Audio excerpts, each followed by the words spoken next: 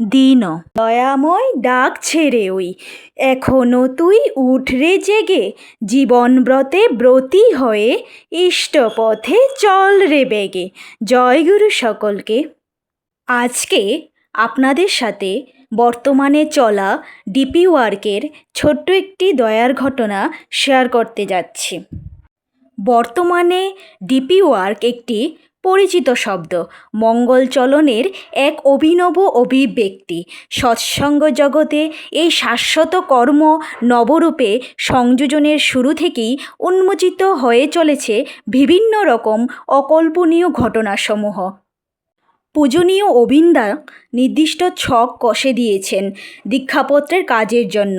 আশ্রমিকদের নিয়ে 9 জন করে 17টি দল তৈরি করে দিয়েছেন তিনি, যারা মাসে অন্ততপক্ষে 2 বার করে নির্দিষ্ট এলাকাতে যাবে দীক্ষাপত্রের কাজে। অর্থাৎ যারা একসময় একদিনের জন্য হলেও ইষ্টমুখী হয়েছিলেন, তাদের সাথে একটুখানি ভাবের আদান প্রদান করাই মুখ্য উদ্দেশ্য। মধ্যপ্রদেশের একটি জেলা ডিন্ডুরি জেলার কতিপয় কিছু ইষ্টপ্রাণ দাদা ও মা একদা গুরুমুখী হয়েছিলেন। ঠাকুরকে ভালোবেসে তার সৎ নামে দীক্ষা নিয়েছিলেন। উদ্দীপ্ত হয়ে উঠেছিলেন তার বাঁচা বাড়ার মন্ত্রে। সময় ও পরিস্থিতির প্রভাবে আজ তারা ইষ্ট আদর্শ থেকে অনেকটাই দূরে। দীক্ষাপত্রের কাজে অবিন্দাদার ঠিক করে দেওয়া একটি দল কিছুদিন যাবৎ সেই এলাকায় এমনই সব গুরু ভাইদের সাথে যোগাযোগ করার চেষ্টা করে চলেছে। দীক্ষাপত্রের কাজে বের হওয়া একটি দলের কাছে একটি নামের তালিকা ছিল। সেই তালিকা থেকে বেশিরভাগ গুরু ভাইদের বাড়িতে যাওয়া সম্ভব হলেও সেই তালিকায় এখনও একটি নাম বাকি ছিল। যা ঠিকানা দেওয়া হয়েছে তাতে দেখা গেল সেখান থেকে 45 কিলোমিটার যেতে হবে। সিদ্ধান্ত হলো যত দূরেই হোক যাওয়া হবে, একজনকেও বাদ দেওয়া যাবে না। একদিন সকালে জলযোগ করে ওই দলটি বেরিয়ে পড়ল। আকাশ সেদিন ছিল মেঘলা। ওই দিকের গ্রাম এলাকাগুলোও একটু অদ্ভুত রকমের ছিল। কোথাও মাইলের পর মাইল গিয়ে ফাঁকা জায়গায় একটা দোকান। এত ফাঁকা জায়গায় খদ্দের কোথা থেকে আসে সেটাই বোঝা যায় না। 5 থেকে 7 কিলোমিটার পথ যাওয়ার পর এমনই একটা দোকানের দেখা মিলল। ওই দলটি লক্ষ্য করল দোকানে শুধু স্বামী স্ত্রী ছিল। সেই দাদাকে ঠিকানাটা দেখাতে তিনি বললেন, চলুন আমিও কিছুটা সেই পথেই যাব। চায়ের দোকানের সেই দাদাটি ওই দলটিকে তার পিছু পিছু আসতে বলে। জায়গাটা এতটাই ফাঁকা যে জোরে চিৎকার করলেও কারো দেখা পাওয়া কঠিন। বর্ষাকাল, বৃষ্টি তখনও চলছিল।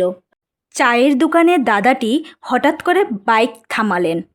ওই দলটিও কিছু বুঝতে পারল না, তবু গাড়ি থেকে নামল।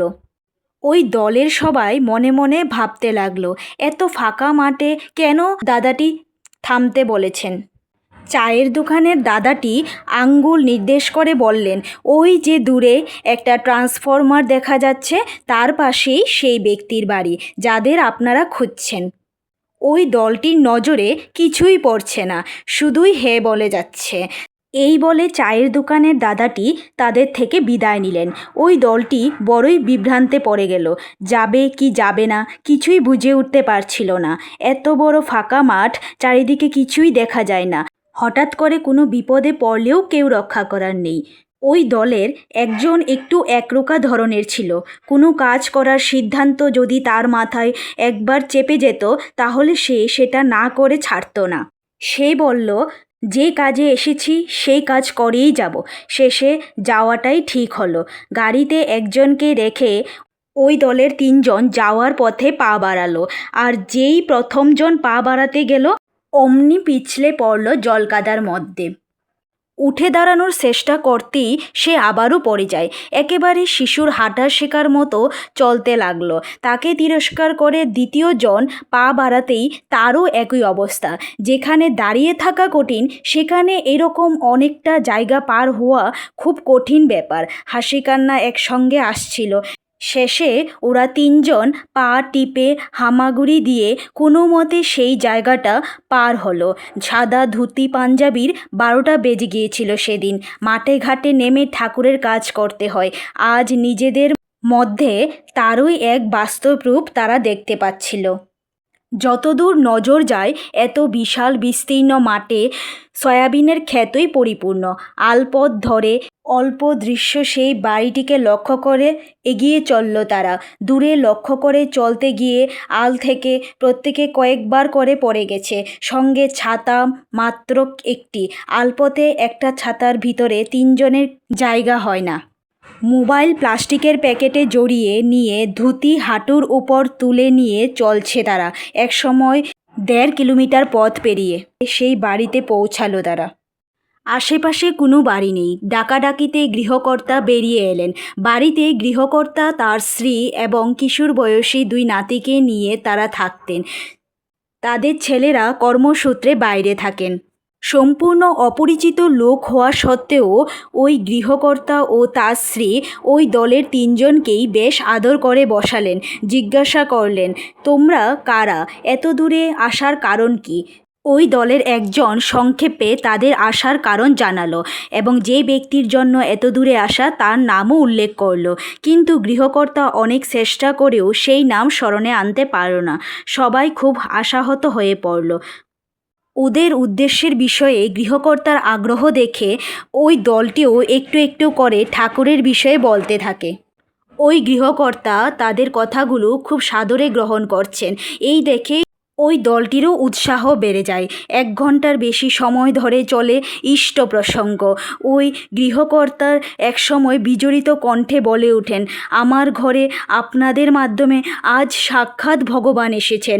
না হলে এখানে এত দূর থেকে এভাবে কেউ ঠাকুর দেবতার কথা বলতে আসবে এ আমাদের ভাবনার মধ্যেও নেই।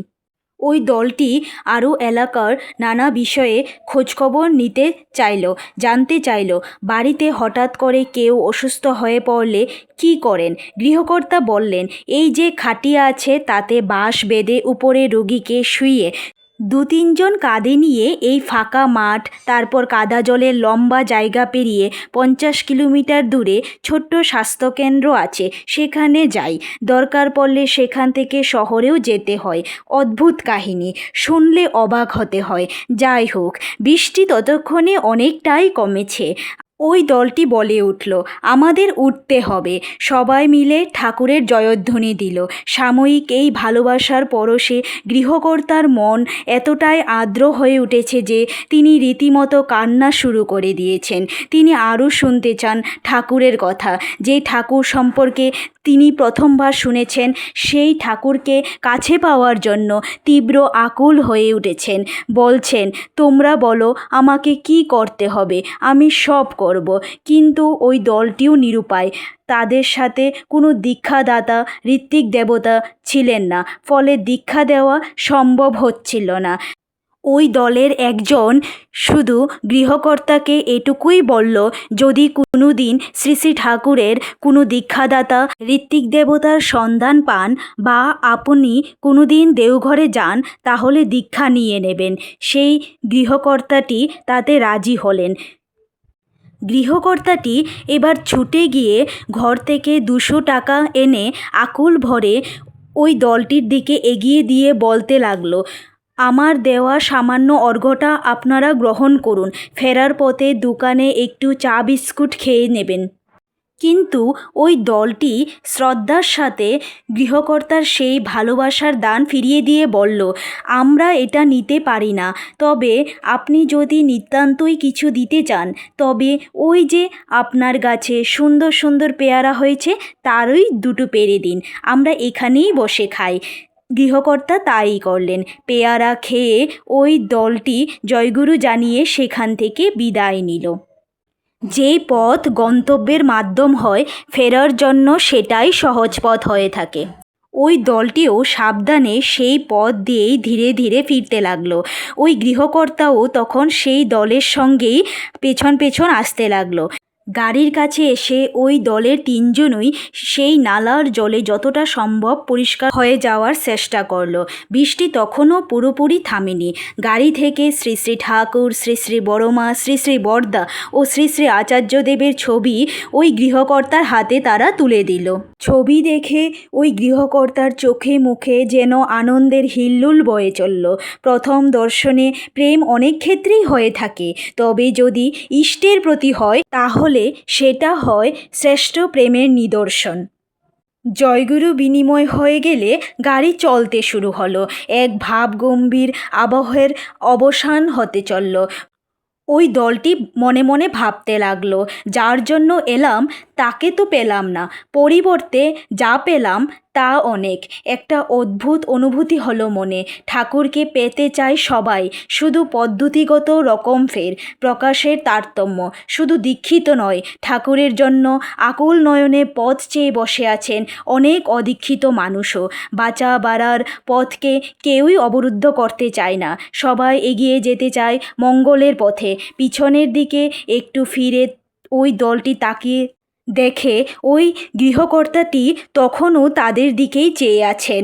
পথের সাথীর কাছ থেকে পথের প্রান্তেই বিদায় নিতে হয়। ঠাকুরের শ্রীচরণে ওই গৃহকর্তার জন্য মঙ্গল প্রার্থনা জানিয়ে স্বাভাবিক হওয়ার চেষ্টা করল ওই দলটি। বিনম্র প্রণতি জানাই সেই মহামানবের শ্রীচরণে, যিনি প্রতিনিয়ত আমাদের বাঁচা বাড়ার পথে উদ্দীপ্ত করে তুলছেন। জয় গুরু সকলকে।